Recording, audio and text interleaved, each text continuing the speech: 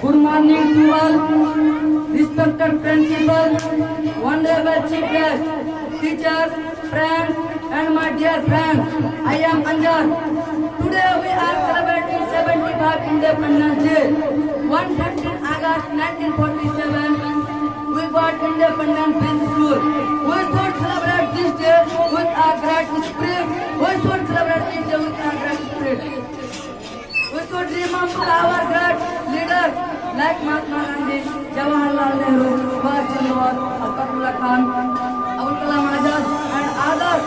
A peaceful life as we are living today is just because of their sacrifice. I would like to say that we must be proud to be India.